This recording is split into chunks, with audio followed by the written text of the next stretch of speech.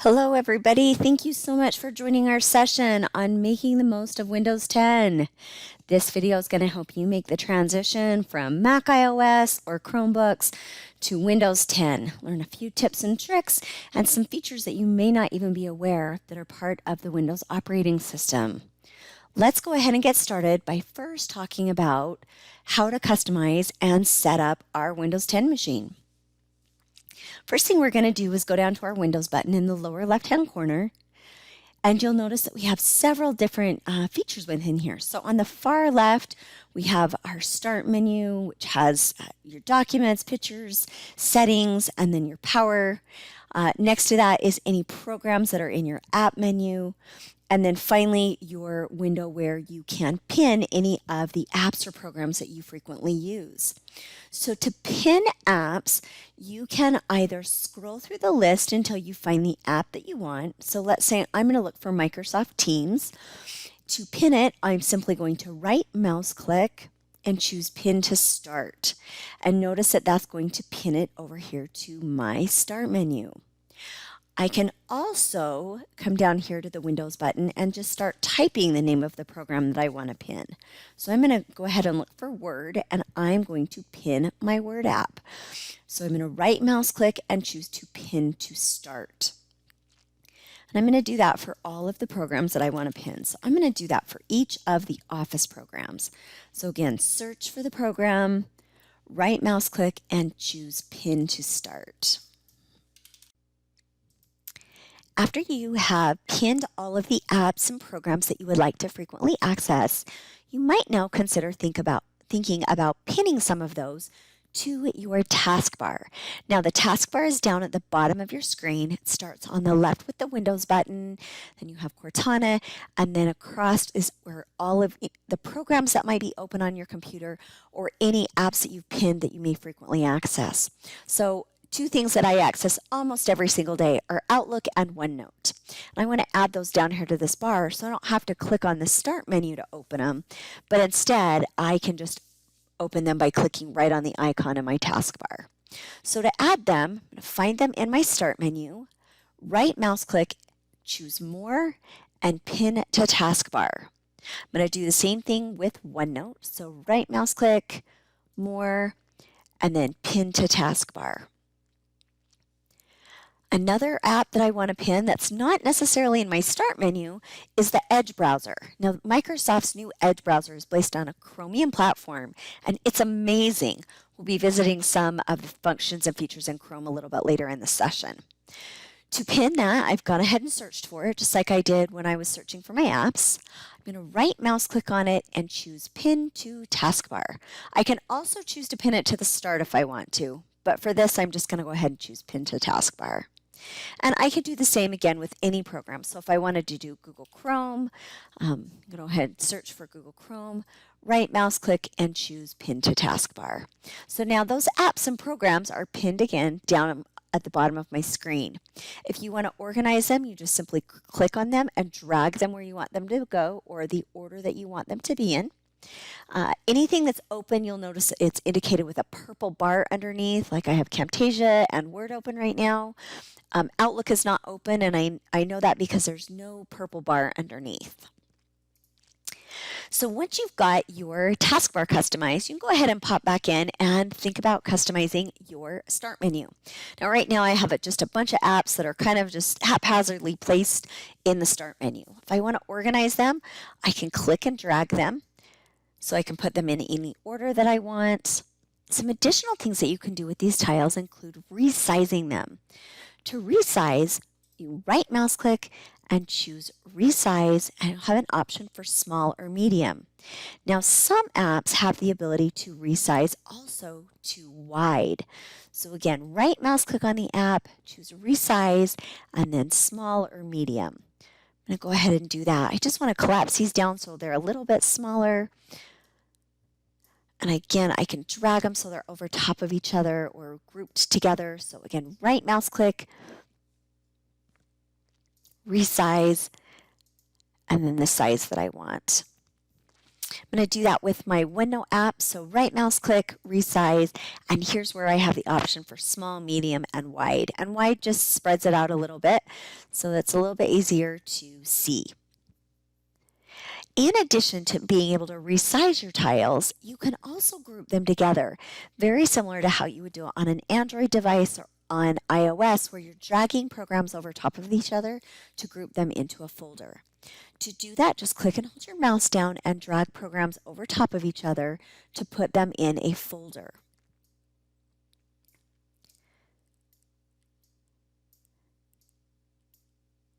So now I've got these all put together in a folder, and this folder is named Productivity. Now, if I want to change it to something else, simply just click and choose Office Apps.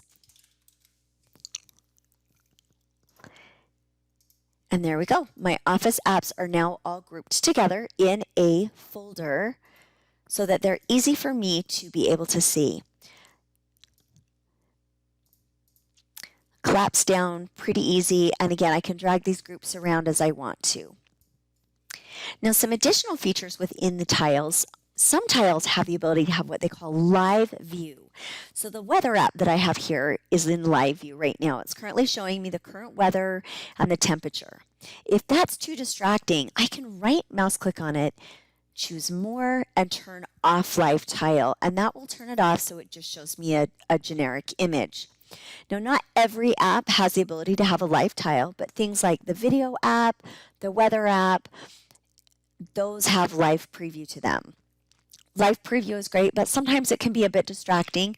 So whenever possible, I always try and turn that off so my students aren't easily distracted by pictures or weather rotating as I pop into that start menu. All right, now that we've talked about customizing our start menu and our taskbar, we're going to take our attention across the screen to our Action Center. The Action Center can be found by accessing it two different ways. If you have a touchscreen device, if you put your finger on the right-hand side of the screen where the bezel actually meets the screen and then pull across to the left, it will bring out your Action Center.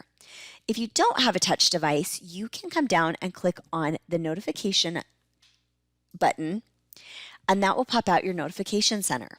Now, you may have some things listed in here, maybe some notifications about email, some system settings. There's all sorts of different things that can show in your Action Center.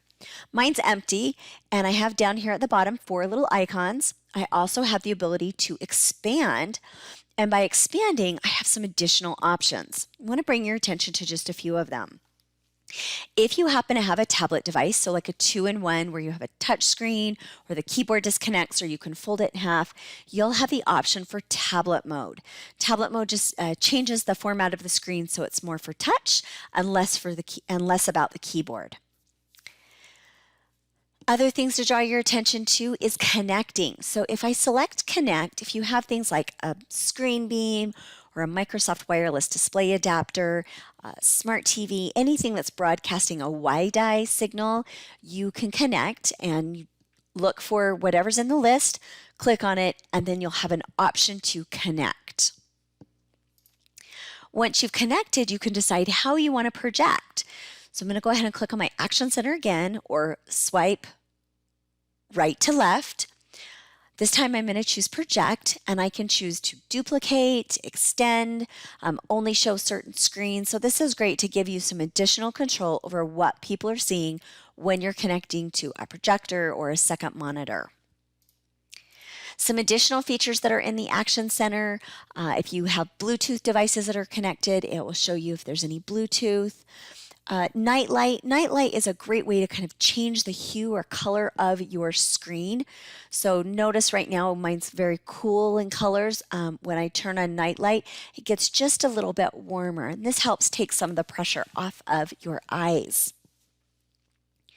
Some additional features in here include the ability to set priority only notifications, alarms only, or Focus Assist is off. So Focus Assist lets you choose what you want to see pop up over in the right-hand corner of your screen.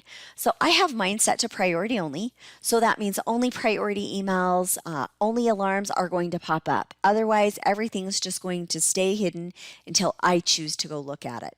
And I really like this feature. It helps me focus in and stay on task at hand, and then I can go check my email and other things later. One additional feature that I want to show you is the Screen Snip tool. This is very similar to Snagit if you're on a Mac.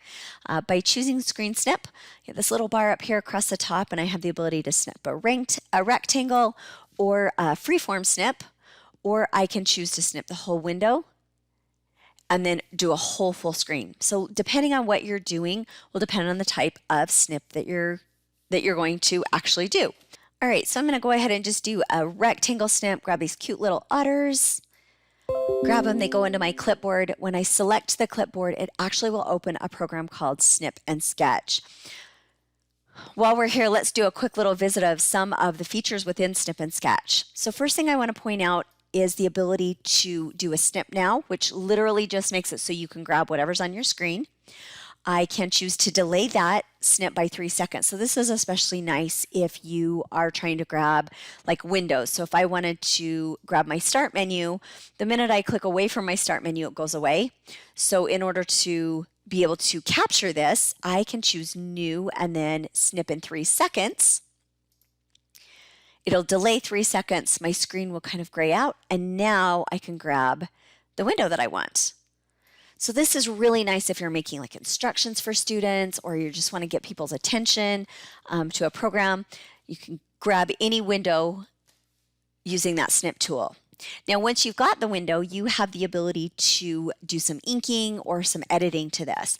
So if you have a touch screen, you can use your finger or a digital inking device. So like if you have a Surface, a pen, to be able to write directly on this image. I'm going to go ahead and direct people's attention to this editing grouping that we created earlier in our webinar.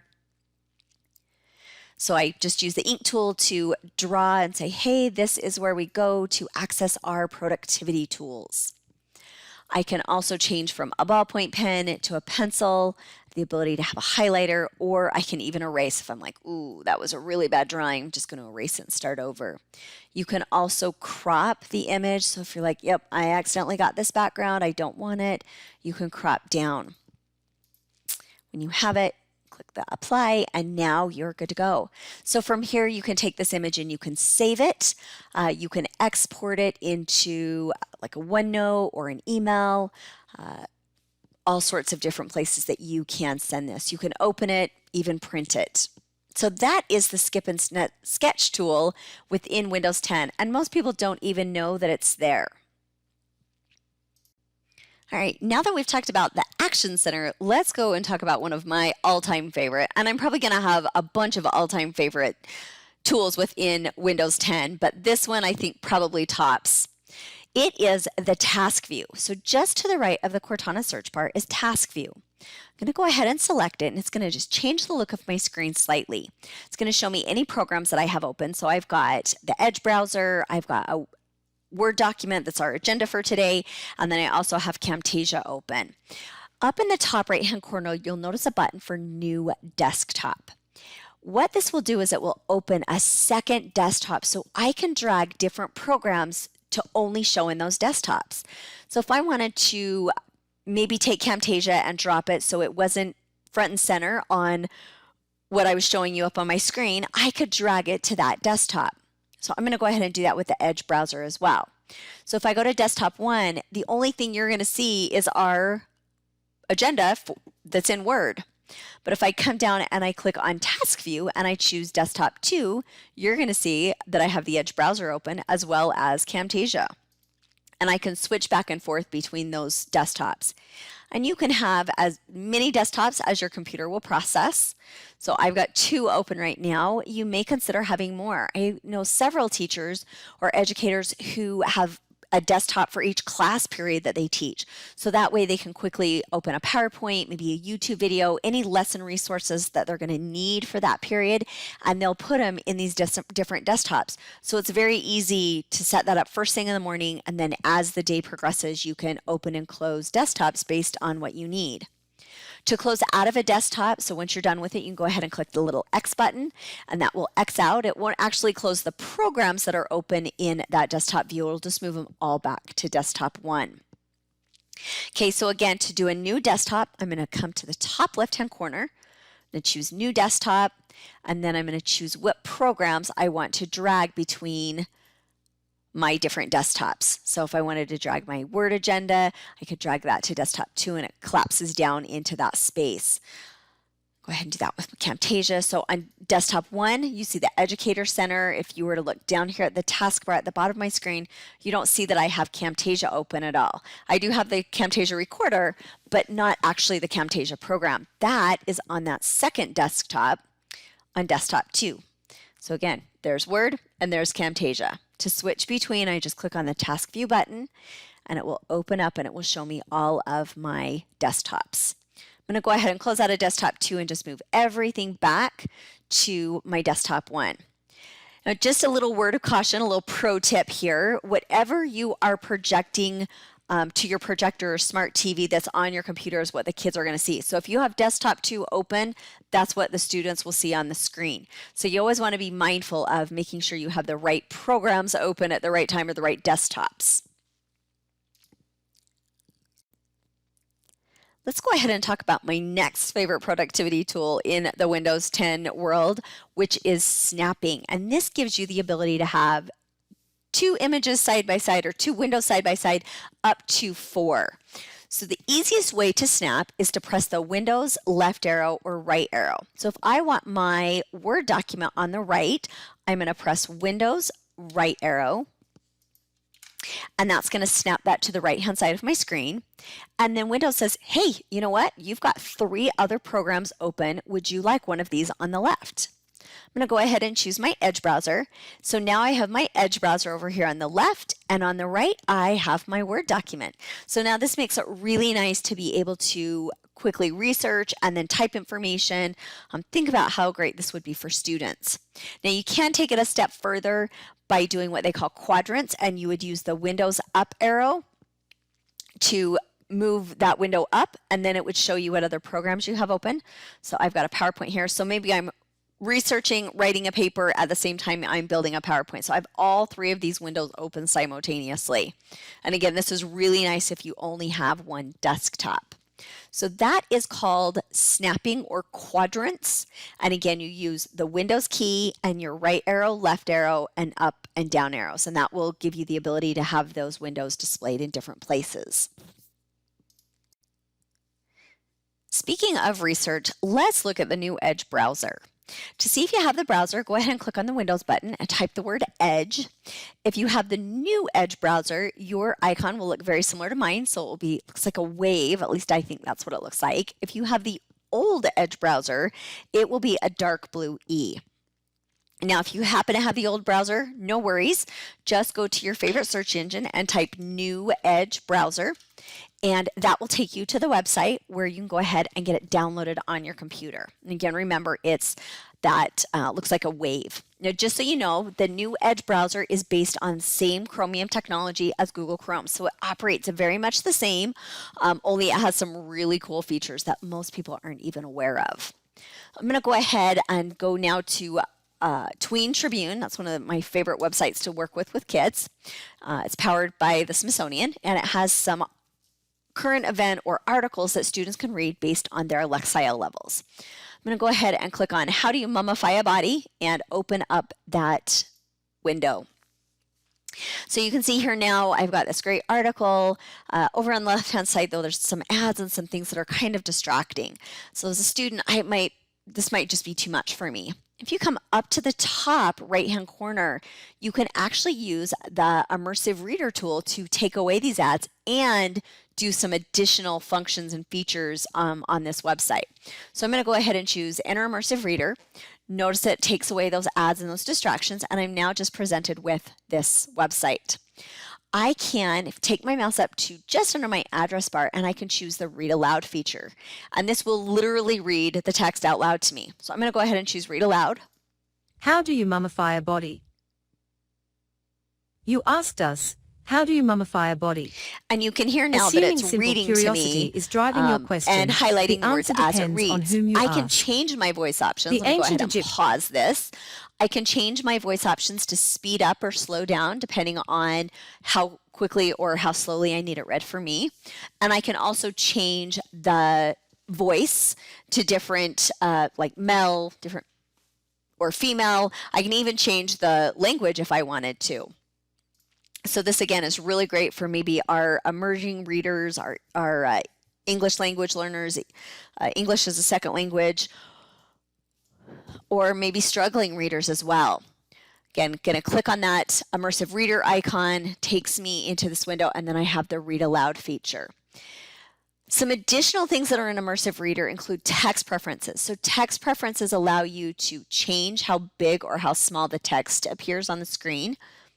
I can change the text spacing, so this is great for visual crowding. So if you've got a student who might be dyslexic, they can change that so it just spreads the letters out just a little bit more. I can also overlay a page theme. So if I've got maybe a visual impairment or a strategy that's often used with our dyslexic students is a color overlay. It's just to help them, but they can do all of this customization for themselves. Some additional features in the immersive reader are grammar tools. So if students are learning parts of speech, syllables, they can have those things highlighted in different colors or overlaid in different colors. And they can also choose to have it show the label, so whether it's a verb or a noun or an adjective. Again, these are great tools for our emerging readers. And then finally, reading preferences. So line focus is great because it will focus in on just one line, 3 lines, or 5 lines. So depending on what you've got open on the screen. So 1 line, again, 3 lines, or 5 lines. Or I can turn that off and I can turn on the picture dictionary. So if there is a word associated with, a picture associated with a word, if you click on the word, it will show you an image. So this is powered by BoardMaker. Now, again, not every word has an image. And you'll see if it does that my little cursor changes to looks like a little magic wand, and this will show you so students can kind of get a concept of what these words mean.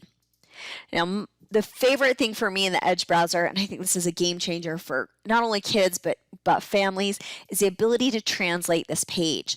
So I can leave my picture dictionary turned on if I want to, and I can translate this page into another language. So I've chosen Spanish. I believe there's 128 languages listed in here, even included things like Maori, Hebrew, just so many options. But again, I'm going to go ahead and choose Spanish. That tends to be the language that I'm constantly working in at being at an immersion school. I'm going to choose Spanish and I'm going to have it translate the entire page. It takes just a minute and now it's completely translated. And now if I use my read aloud feature, I'm going to go ahead and switch over to that. You're going to notice it's going to read in Spanish. Un cuerpo? Nos preguntaste cómo momificas un cuerpo. Suponiendo que la simple curiosidad está impulsando su pregunta, la respuesta... How cool is that? So it's reading, it's translating, so many options right here within the Edge browser. I'm going to go ahead and close out of the immersive reader and change my text preferences or my reading preferences. I can change it back to translate to English, or I can just turn it off and it's going to change it back to English. And you can have it set to just always translate this page if you wanted to. So that is the immersive reader in the Edge browser. Now, some other features I want to point out to you are not necessarily tied to accessibility like the immersive reader is, but there's some other really cool game changers for both teachers and students. The first one I want to point out is collections. So up in the top right-hand corner is a little box with a plus sign in it. And these are collections. And what this allows you to do is organize websites accordingly. So as you can see on my screen, I've got one for leadership. I've got another grouping for Brene Brown, so talks and books by her. I've got a grouping for recipes, Microsoft resources. I've got all sorts of different groupings of websites. So this just makes it a little bit easier to be able to navigate to these websites that I frequent or that I want to refer back to. So if you remember back in the day of bookmarking and your bookmark list would get huge, or your favorite list, it would just get huge. This now is a way to organize into collections. Some additional features in the Edge browser is the ability to have multiple profiles. So just to the right of collections, because I'm signed in, it shows my little picture, but you'll have a circle, and you can come in here now and add multiple profiles. So this is great for teachers. Oftentimes we're signing in and out of multiple accounts. We might have like our school account and then some personal accounts. So you can go in and add different profiles that you can customize. So if I go to my Jen Morgan at DSD Mel profile, it's going to have all of my browser tabs that I have open for that particular profile. If I were to log in, it would directly log me in with my DSD email account. This just makes it really easy to transition between those different logins. So as you can see down here at the bottom, I've got different Edge windows open. And it's kind of hard to tell, but they're indicated with little different pictures. So, and again, here's my Davis one or my I2E. Really cool, and again, cool productivity.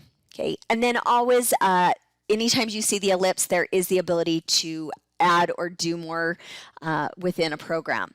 So you can add like Google app extensions. You can also add those here in the Edge browser, and you can do that by going to extensions. All sorts of great things in here. New in private window is very similar to Chrome's incognito browser. Very similar features, but again, just kind of next level.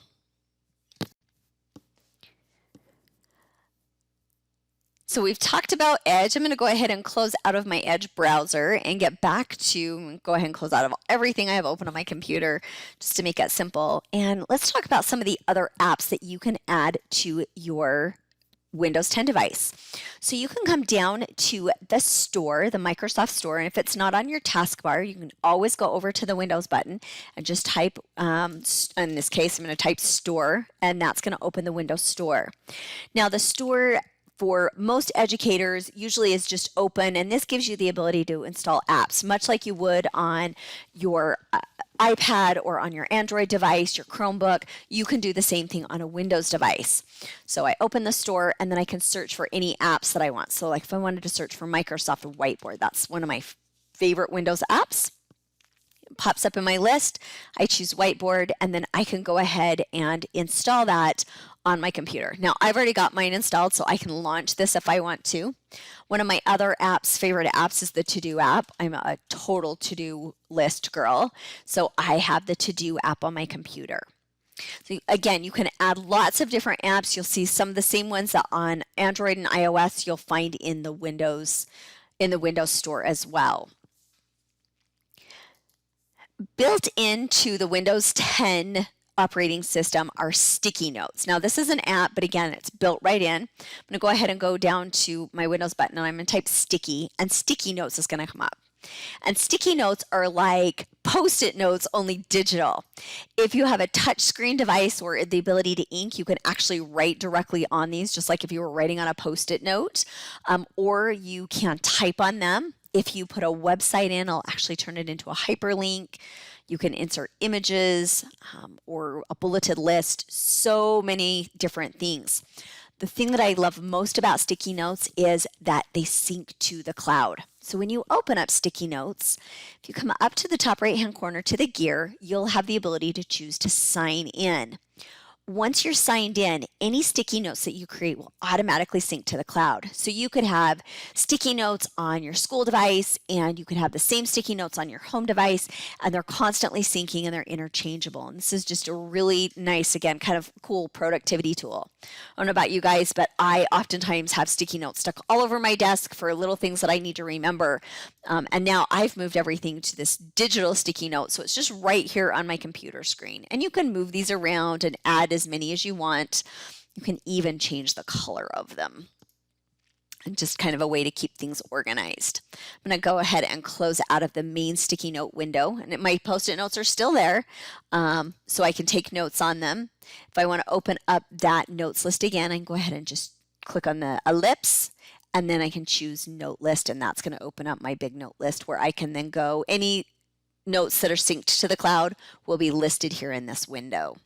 So those are sticky notes, kind of fun. Again, Post-it notes, only digital.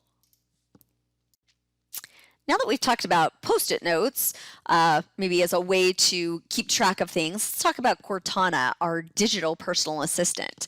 We've actually been using Cortana throughout this whole session. Every time I come to the Windows button and I start searching, that activates the Cortana search function.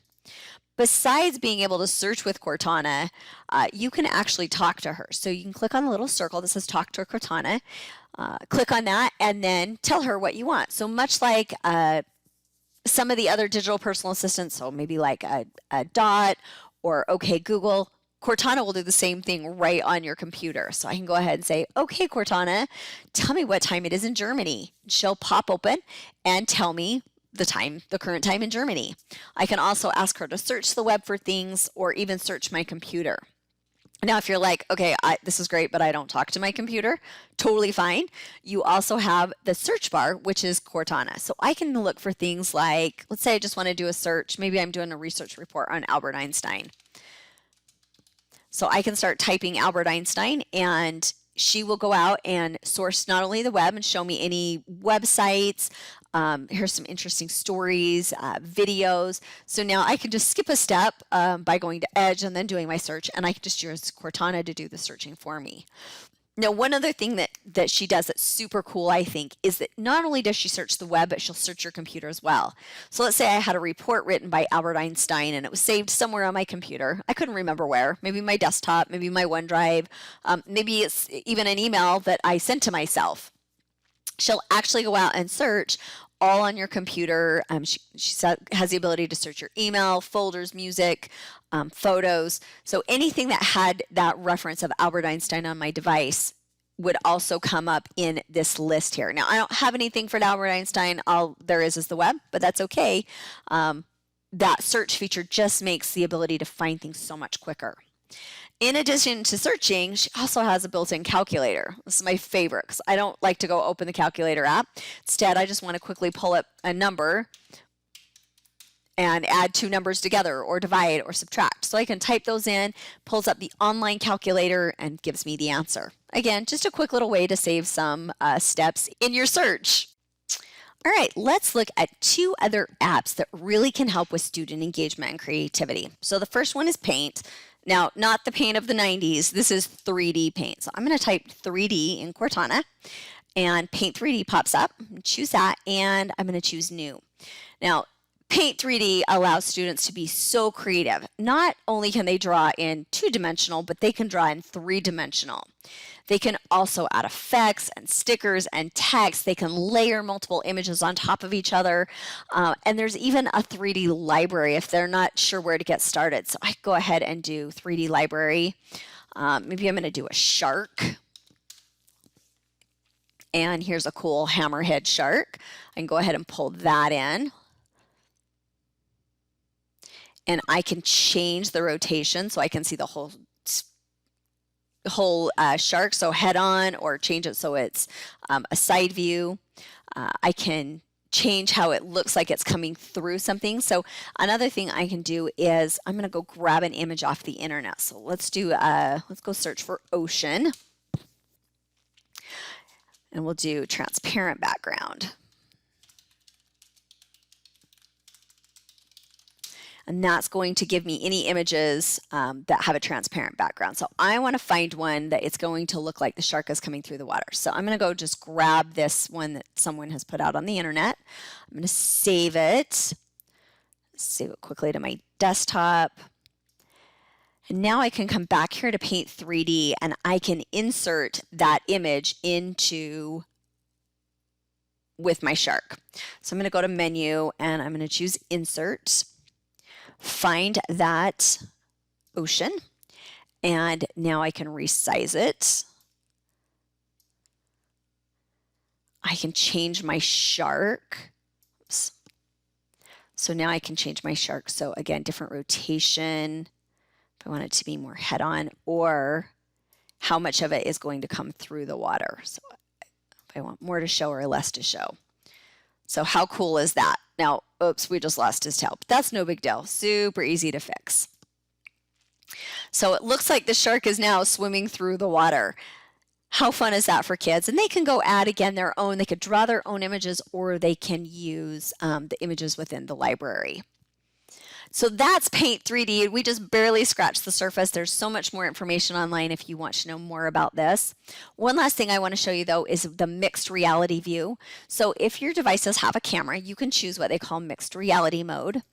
I'm going to go ahead and turn my camera on and jump into mixed reality, and you'll see this shark above my head.